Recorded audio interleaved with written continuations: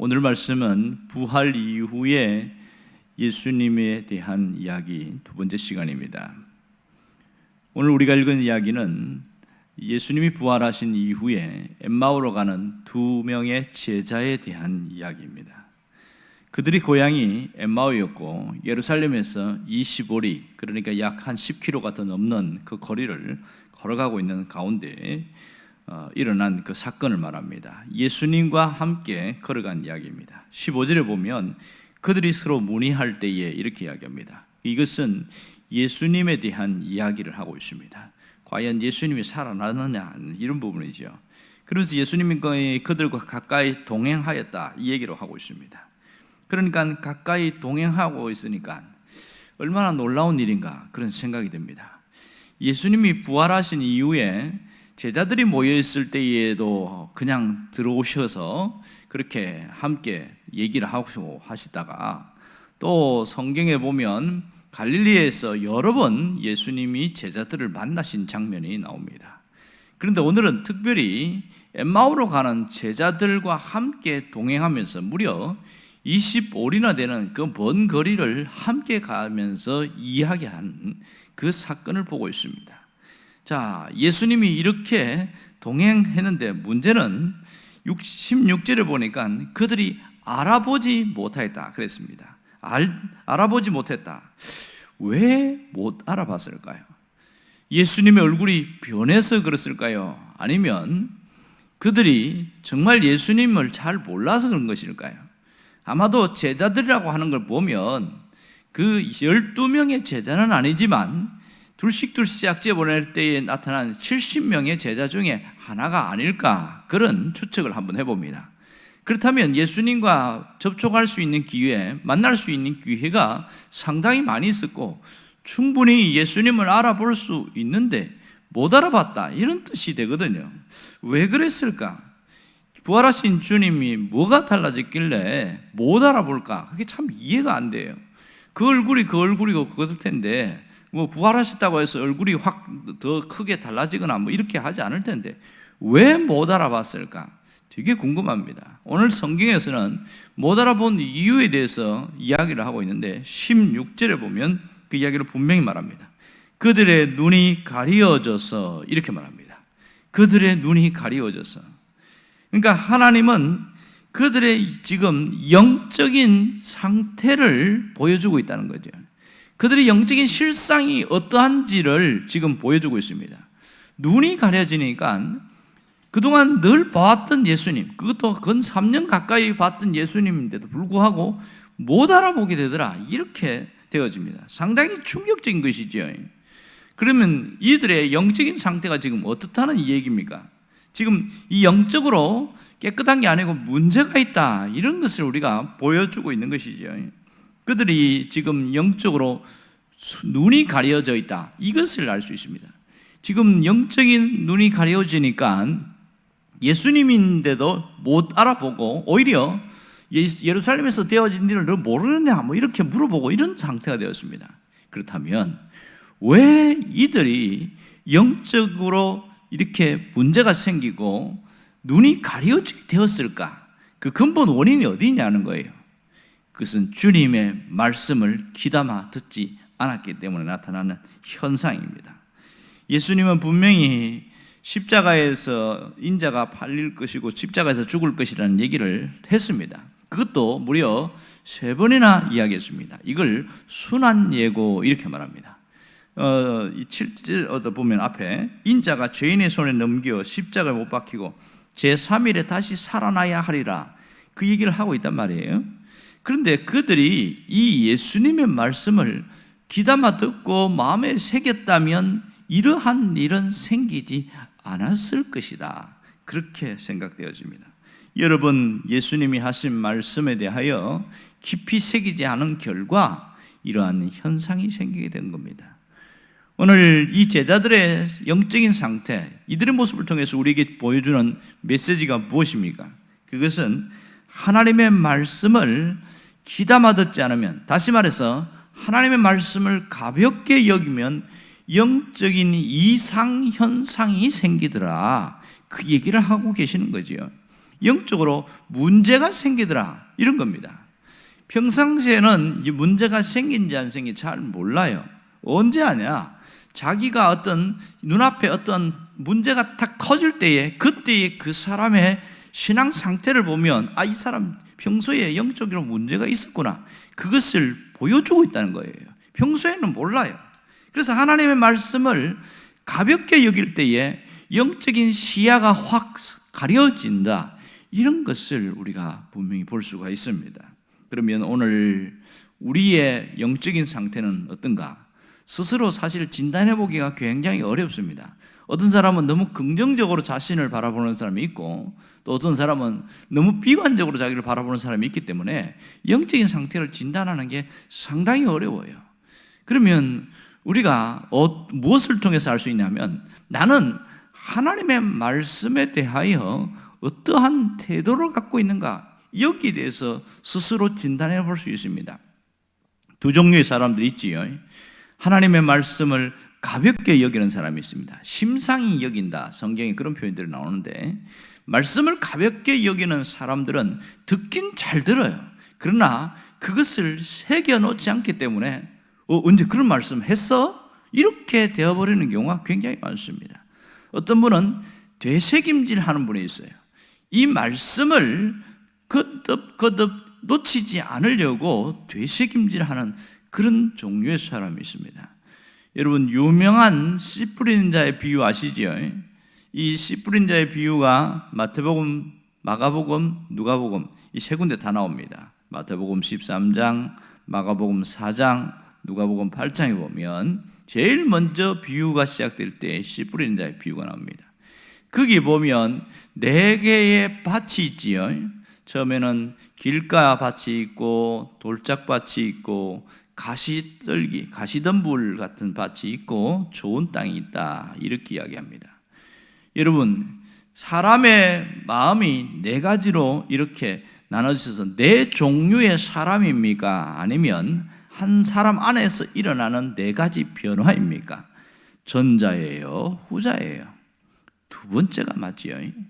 한 사람 안에서 4가지 마음이 변화가 일어나는 겁니다. 어떨 때는 그렇게 딱딱하게 굳어있는 길가처럼 마음이 굳어있을 때도 있고, 어떨 때는 자기 안에 어떤 쓴뿌리들이 있어서 가시덤불처럼 그런 쓴뿌리가 날 때가 있고, 또 자기 안에 약점이 돌 같은 것들이 있어서 말씀에 걸릴 때가 있단 말이에요. 또 어떤 때는 마음이 확 열려서 좋은 땅처럼 되어서 말씀이 뿌리를 내리는 그런 경향이 있습니다. 그러면 우리가 하루를 살면서 내 마음밭은 어디로 많이 기울어져 있는가, 이것을 스스로 한번 점검해 봐야 돼요. 내가 끊임없이 우리 안에서 갈등과 싸우고 약점 때문에 고민하고, 또 자기가 어릴 때부터 지나온 성장 과정 속에 있는 상처 때문에 말씀이 그냥 지나가 버린다면 이거는 비극이라고 할 수 있겠지요. 성경에 뭐라고 그러냐면 좋은 땅에 떨어진 씨앗만 열매를 맺게 된다, 그러면서 어떤 밭은 30배, 어떤 밭은 60배, 어떤 밭은 100배 이렇게 이야기합니다. 이것도 어떤 사람을 이야기하는 것이 아니라 그때의 상태에 따라서 말씀이 깊이 뿌리 내리면 30배만큼의 영향력이 나타나고, 또 말씀이 더 깊이 내리면 100배의 영향력이 나타나더라, 그렇게 이야기를 하는 겁니다. 우리가 한 해에 내가 붙들고 갈 말씀을 이렇게 뽑고 그걸 중심에 새기는 분들이 있어요. 보통 1월 달 정도는 거의 말씀을 붙들고 있어요. 그런데 한 4월 오면 새까맣게 잊어버립니다. 내가 그런 말씀을 알고 있었나 하는 정도로 그런 경우도 굉장히 많습니다. 어떤 말씀은 한 해에 내가 끝까지 붙들고 가고, 그러면 그것이 자기 인생을 끌고 갑니다. 제가 만난 목사님 중에 한 분은 평생 동안 자기를 붙들고 갈 말씀을 찾아서 그걸 새기고 또 되새김질하고, 힘들 때마다 다시 한번 그 말씀을 떠올리고 그렇게 한대요. 그 중에서 요한복음에 나오는 한 알의 밀이 땅에 떨어져 썩지 아니하면, 또 썩으면 열매를 맺고 뭐 그 얘기가 나오는데, 자기가 그렇게 힘들 때마다 그 말씀을 되새김질하면 마음이 툭 떨어졌다가도, 사람 때문에 이렇게 시험을 들고 상처를 받았다가도 한 알의 밀이 땅에 떨어져 죽으면 열매를 맺는다. 그 말씀이 다시 딱 자기를 일으켜 준대요. 워낙 많이 외우고 또 그 말씀을 붙들고 기도하고 그랬더니 이게 확 살아나는 거예요. 여러분, 사람이 그냥은 안 바뀝니다. 사람이 바뀌는 것은요, 말씀이 그 속에 역사할 때입니다. 말씀이 이끌어갈 때에 성품도 바뀌고 사람의 행동도 바뀌고 달라집니다. 그런데 누가 바뀌냐? 그 말씀을 받아들이는 자의 태도가 문제입니다. 어떤 분을 만났는데, 목사님, 저 사람은 안 바뀌어요.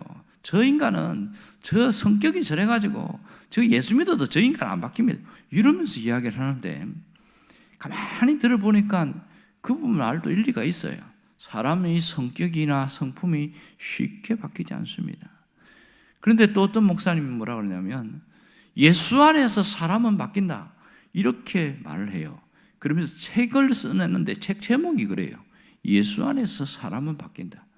그래서 그분은 뭐냐면, 사람이 예수 안에 있을 때, 쉽게 말해서 말씀이 그를 지배할 때에, 말씀이 그를 사로잡을 때에 인생이 확 달라지더라, 이 얘기합니다. 그러면서 자기 교회에 일어난 변화, 저 사람이 이런 사람이었는데 그분이 말씀을 붙들고 살았더니 이렇게 성품이 바뀐 이야기를 하는 겁니다. 정말 사람은 바뀌는구나, 이게 맞아요. 그런데 아무리 선성이 좋고 해도 말씀 따라가지 않은 사람은 인본주의 사상이 가득하고 자기 생각에 잡혀서 살아갑니다. 여러분, 오래 믿으면 장점은 뭐냐면 흔들리지 않는 거예요. 단점이 뭔지 아세요? 오래 믿으면 다 안다는 의식이 우리 속에 있어요. 들으면 다 알아요. 그래서 좀처럼 내가 나를 바꾸어 가지 않는다는, 그게 단점입니다. 그러니까 이 말씀을 오늘 하나님이 내게 주시는 말씀이라고 생각하고 사모함으로 받아야 되는데 그냥 듣는 거예요. 이 말씀에 대한 태도가 우리 인생을 더 나아지게 바꿀 수도 있고 그냥 그렇게 살다가 죽게 할 수 있다는 겁니다.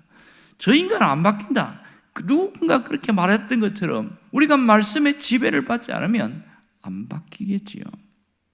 문제는 이렇게 말씀과 가까이 하지 않을 때에 영적으로 눈이 가려지게 된다는 겁니다.